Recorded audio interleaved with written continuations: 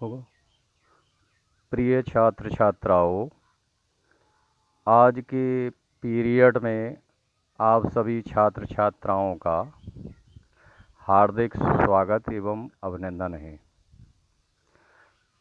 आपके एवं आपके परिवारजनों की खुशी खैरियत एवं उनके स्वस्थ रहने की ईश्वर से कामना करता हूँ। प्यारे बच्चों, पिछले पीरियड में मैंने आपको मातृक छंद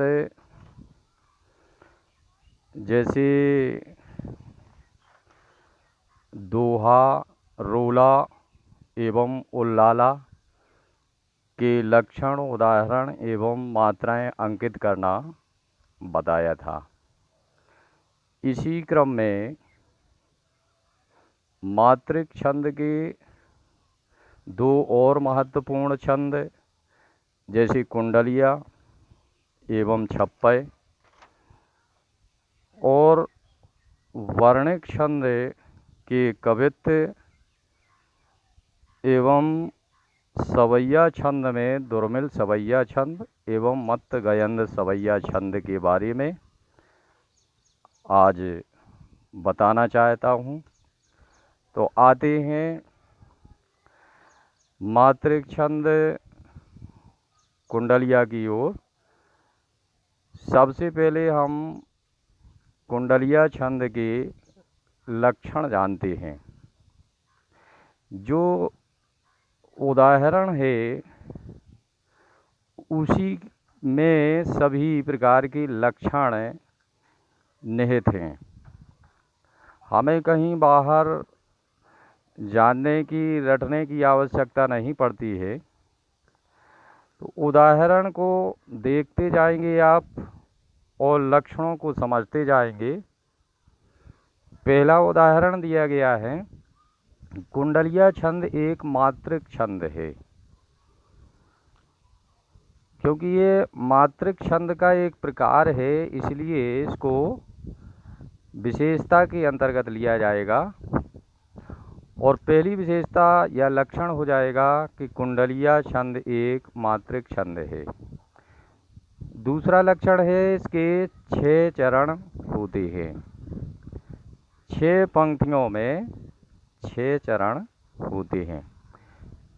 तीसरा लक्षण है, इसके पहले दूसरे चरण दोहा के, पहले 2 चरण दोहा के एवं अंतिम 4 चरण रोला के होते हैं।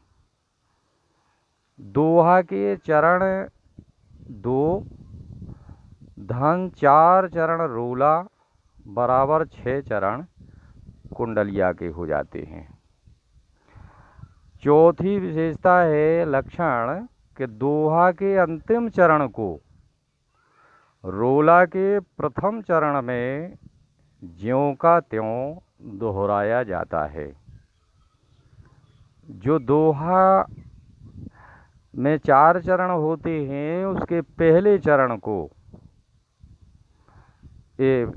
अंतिम चरण को रोला के प्रथम चरण में दोहराया जाता है।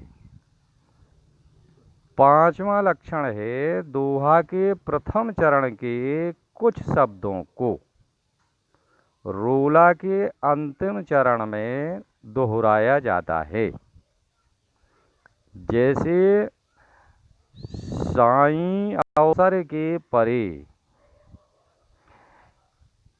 यहाँ पर आया है सरे अवसर के सोई। ऐसे कुछ शब्द दोहराए जाते हैं। अब मात्राएं देखते हैं हम उदाहरण के अंतर्गत। उदाहरण दिया गया है, ये कवि गिरधर जी के द्वारा प्रसिद्ध कुंडलिया है। साईं अवसर के परे को न सहे दुख द्वंद्व। बड़ा सा की 2 मात्राएं, बड़ी ई की 2, छोटा आ की 1 मात्रा, छोटा वा की 1, छोटा सा की एक, छोटा रा की एक, का में एक ही मात्रा दो, छोटा पा एक, और रा में एक ही मात्रा दो, ओब्लिक का में ओ की मात्रा को, दो मात्राएं, छोटा ना की एक मात्रा, छोटा सा की एक, हे की दो, छोटा दू की एक, छोटा खा की एक, और द्वंद की दो। क्योंकि ना का बल द्वंद पर पड़ता है, इसलिए एक की जगह इसको दो मात्राएं दी गई हैं और द्वा की एक। अब देखते हैं हम कि इसमें अल्प विराम तक 13 एवं पूर्ण विराम तक 11 मात्राएं होंगी और 13 धन 11 बराबर 24 मात्राएं होती हैं। यानी दोहा की दोनों पंक्तियों में 13 धन 11 बराबर 24 मात्राएं। अब देखते हैं रोला की जो 4 पंक्तियां हैं कि वे राजा हरिश्चंद्र करें मरघट रखवारी, धरें तपस्वी भेष फिरे अर्जुन बलधारी, कहे गिरधर कबीराय तपे वह भीम रसोई, को न करे घटकाम सरे अवसर के सोई। तो वा में एक ही मात्रा है वे, बड़ा रा की दो, बड़ा जा की दो, छोटा हा की एक, छोटी री की एक।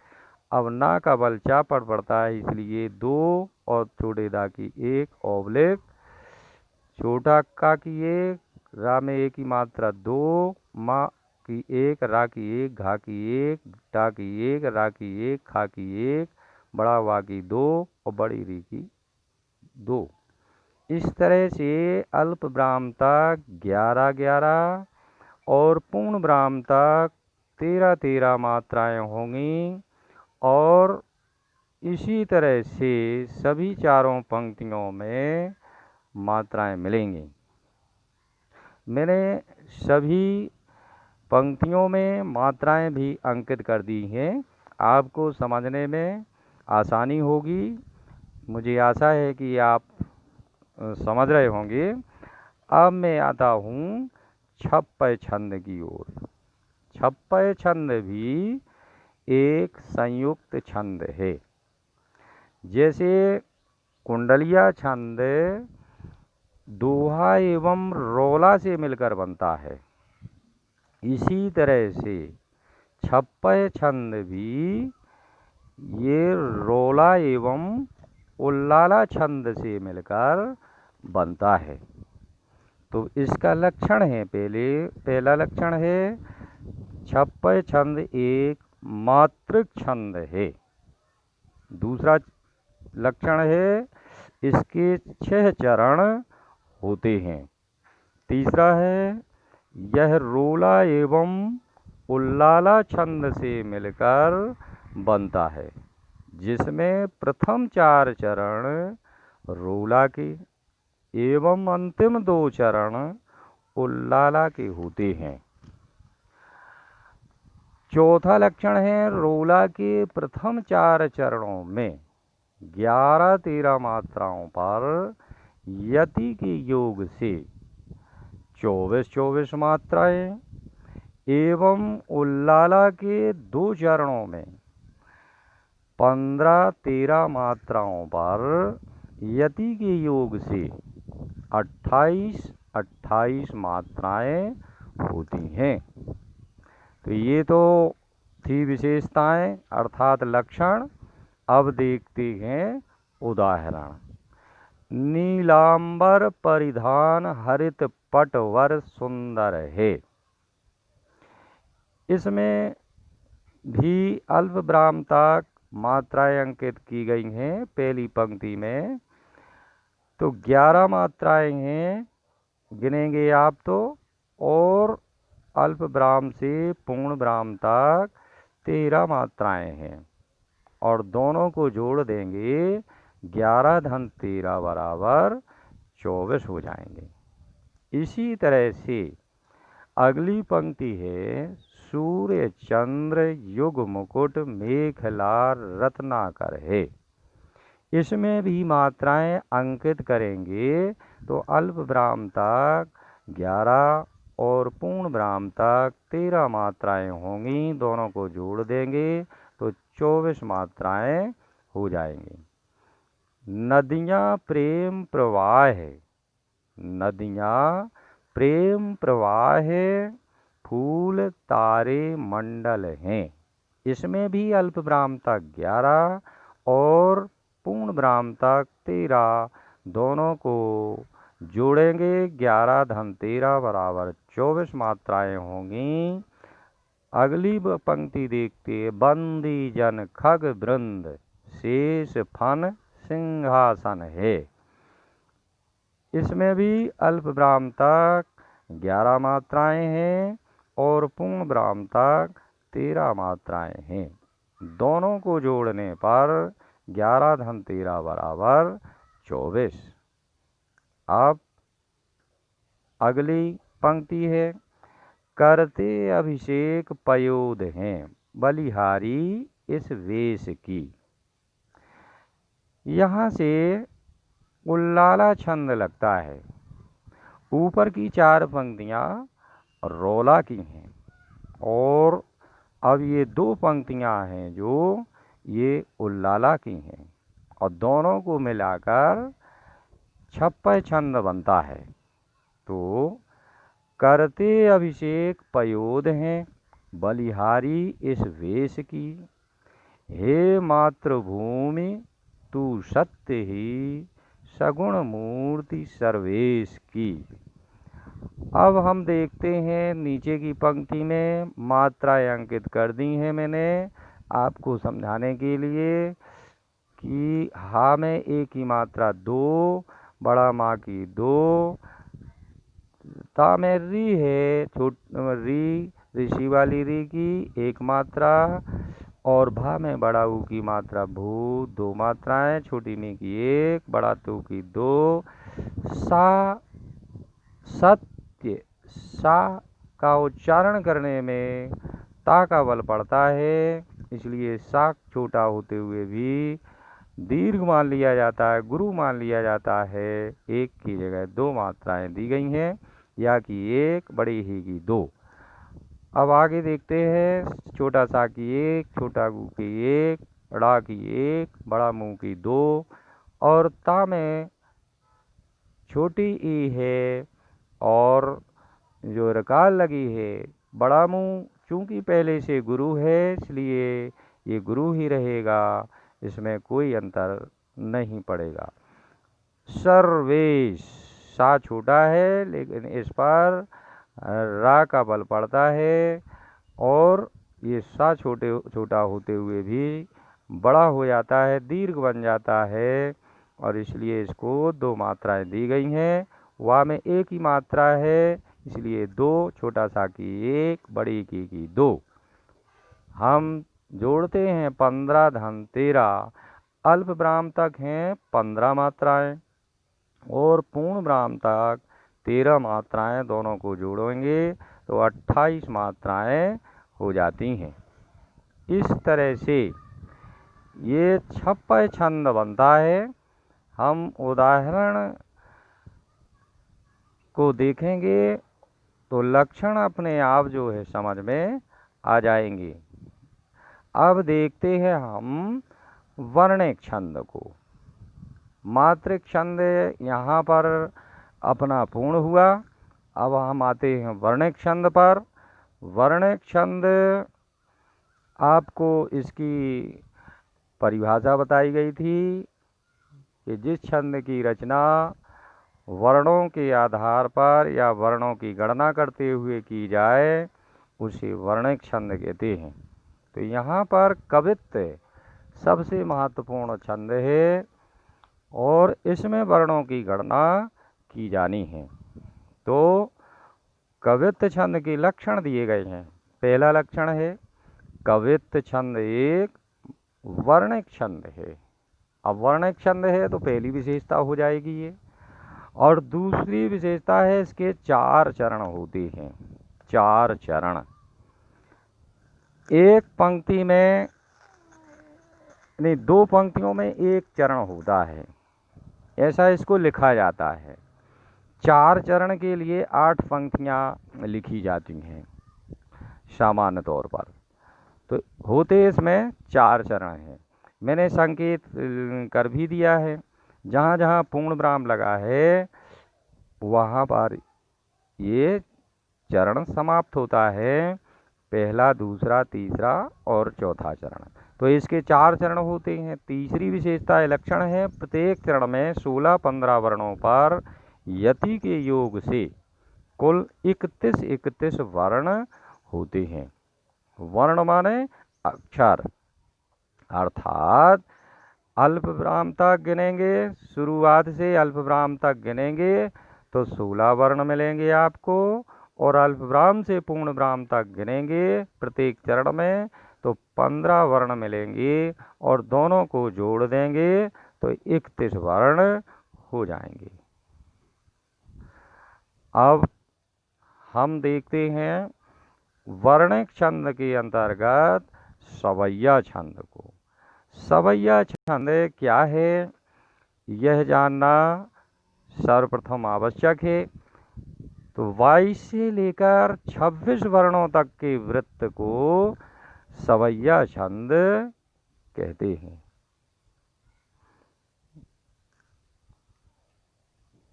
ठीक है ना। तो इसके पहले मैंने जो है लक्षण के बाद में उदाहरण काट दिया, वहां से उदाहरण देखते हैं। साज चतुरंग सेन, उमंग अंग में उमंग धारी, सरजा शिवाजी जंग जीतन चलत हैं। तो अल्प विराम तक 16 वर्ण होंगे और पूर्ण विराम तक 15 वर्ण होंगे। इसी तरह से अगला चरण है भूषण भनत नाद बेहद नगारन के। यहाँ तक टोटल 16 वर्ण होंगे और अल्प विराम से पूर्ण विराम तक 15 वर्ण होंगे। एल फेल खेल भेल खलक में गेल गेल, गजन की ठेल पेल सेल उलसत हैं। तो अल्प विराम तक 16 वर्ण और अल्प विराम से पूर्ण विराम तक 15 वर्ण होंगे। अब अगला चरण है तारासों तरन धूर धारा में लगत जिमी, थारा पर पारा पारावारियों हलत हैं। इसमें भी गिन के बताता हूँ मैं। तारा में दो वर्ण हैं, सो 3, तरन के 3 6, धूर के 2 8, धारा के 2 10 और में 11 और लगत 14 और जिमी 2 मिलाकर 16 वर्ण हो जाते हैं।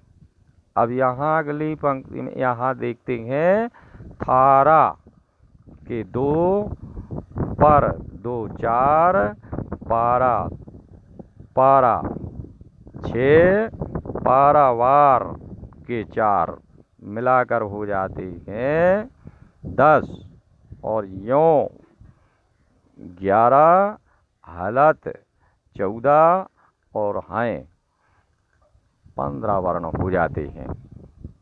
ऐसा ही क्रम प्रथम चरण से अंतिम चरण तक चलता है। कहीं भी एक भी अक्षर कम और बढ़ नहीं हो सकता है। अब देखते हैं वर्णिक छंद सवैया के बारे में। 22 से लेकर 26 वर्णों तक के वृत्त को सवैया छंद कहते हैं। भिन्न भिन्न वर्ण संख्या के आधार पर इसके निम्न भेद किए गए हैं, जैसे मदिरा, चकोर, मत गयंद, अरसात, किरीट, दुर्मिल, सुंदरी, मुक्तहरा आदि।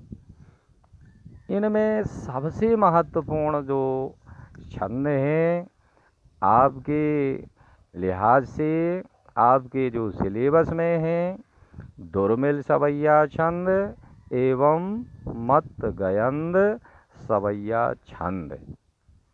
तो देखते हैं दुर्मिल सवैया छंद के लक्षण। इस दुर्मिल सवैया छंद को चंद्रकला भी कहते हैं। पहला लक्षण है इसका, दुर्मिल सवैया छंद एक वर्णिक छंद है। दूसरा है, इसके 4 चरण होते हैं। 4 पंक्तियों में 4 चरण होते हैं। तीसरा है, इसके प्रत्येक चरण में 8 सागण के योग से कुल 24 वर्ण अर्थात अक्षर होते हैं। प्रत्येक चरण में 8 सागण। जैसा कि पहले आपने गण विचार के अंतर्गत समझ लिया है। सागण क्या है देखेंगे आप गणों के अंतर्गत। तो सागण होता है सलगा। सलगा में छोटा सा की 1 मात्रा और छोटा ला की 1 मात्रा और बड़ा गा की 2 मात्राएं। तो यही क्रम 8 बार चलेगा। 8 बार। जैसे उदाहरण को देखते हैं, पुरते निकसी रघुवीर वधु धैर्य धीर दये मग में डग द्वे। पुरते का एक गण बनाया है, निकसी का एक गण। एक एक दो मात्राएं आएंगी। लघु लघु गुरु, लघु लघु गुरु।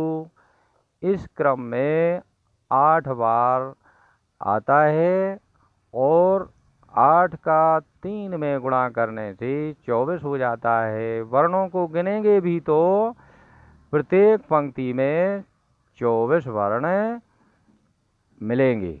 तो पुरते का एक गण बन गया सागण, निकसी का दूसरा गण और रघुवी तक तीसरा गण, रवधु यहाँ से बन गया चौथा गण और धैर्य धी तक 5वां गण, हृदय यहाँ तक 6वां गण और मगा में यहाँ तक बन गया 7वां गण, डग द्वे बन गया 8वां गण।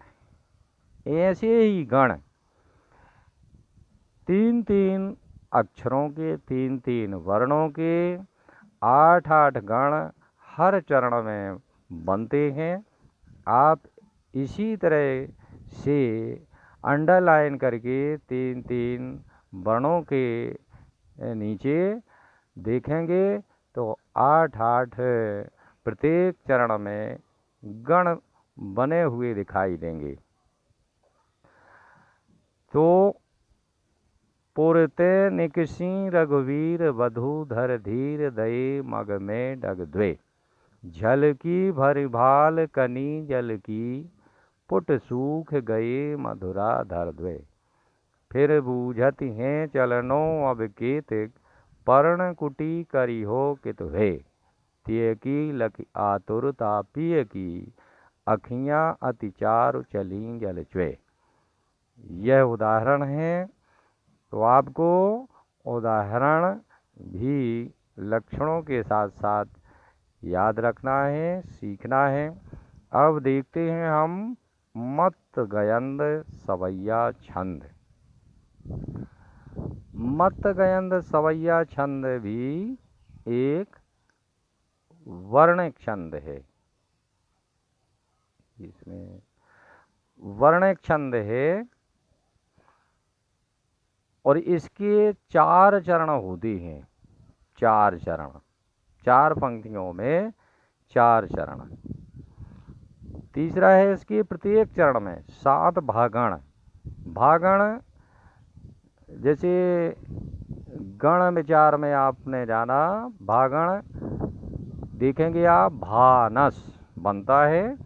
तो बड़ा, हाँ प्रिय बच्चों, पहला लक्षण है जैसे मत गयंद सवैया छंद, एक मात्रिक छंद है। जहाँ मात्रिक लिख गया है मुझसे, कृपया इसको वर्णिक कर लेंगे। वर्णिक, ये मुझसे गलती हो गई है, तो वर्णिक छंद है।